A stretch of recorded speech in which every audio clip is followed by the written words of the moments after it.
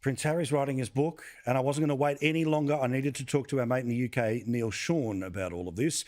$20 million for the Sook book. It'll be there. It'll be like reading a teenager's diary, no doubt, in parts. Obviously, he's got a sad story about his mum, but geez, there's going to be a lot of guff and garbage around it. I can't wait for the chapter entitled When I Was Playing With My Toys in Windsor Castle.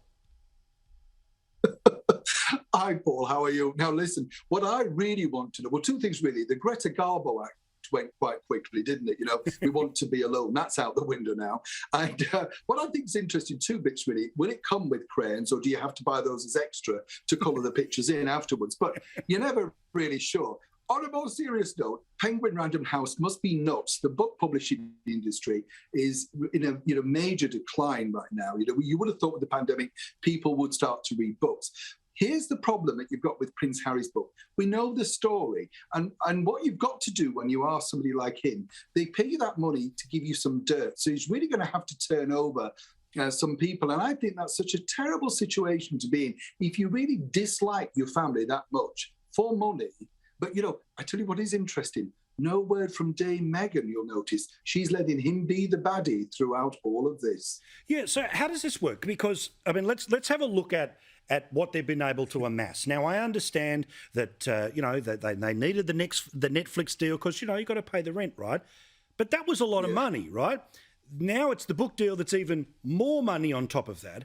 Just how much money do they think you need to live? Because they've got tens of millions.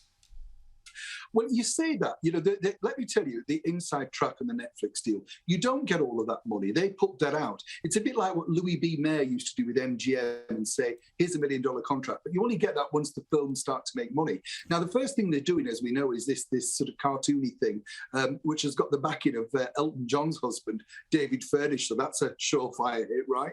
And you do kind of think, I mean, everything he puts his hands to, you never see it again. So why would you get him on board? I mean, it's kind of like, why bother?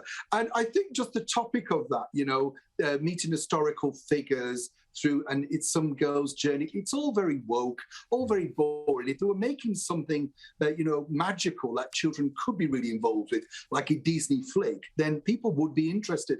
The other problem with the book deal is this. He's got the first part of it written, just the first synopsis, right? And then they brought in a ghostwriter. They're not cheap, particularly this guy.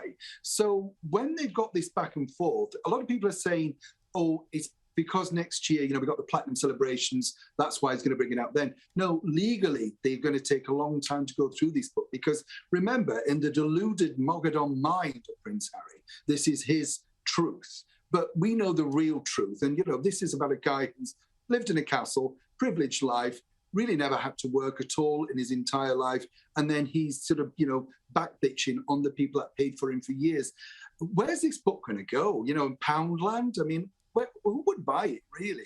Yeah, but also we know what happens here too, which is that there's this sort of endless cycle of, which is good for those of us that want to poke fun, but this endless cycle of, oh, this bit's in, this bit's out, this prince is mentioned, this princess isn't, the Queen's upset, the Queen's, and all of that, just a constant distraction, again, for a lady who lost her husband this year, seriously. Like, if he wants to tell the story of his life, can I make a slight suggestion? The inevitability of the time would be perhaps after your grandmother has passed away. What I've been really impressed with on a more serious note, Paul, is the fact that, publishers have been respectful so far about books on the late Prince Philip. Everybody has a colourful life, good and bad periods, And I think for Harry, the desperation to just, as you rightly said at the beginning, to amass all of this money. For what reason, And I think what's also interesting is a lot of us, and again, on a more serious note, can see something only of disaster looming because what you've got to look at, the bigger picture, is the driving force in this. It's him admitting he has mental problems and issues with growing up. It's just him solely.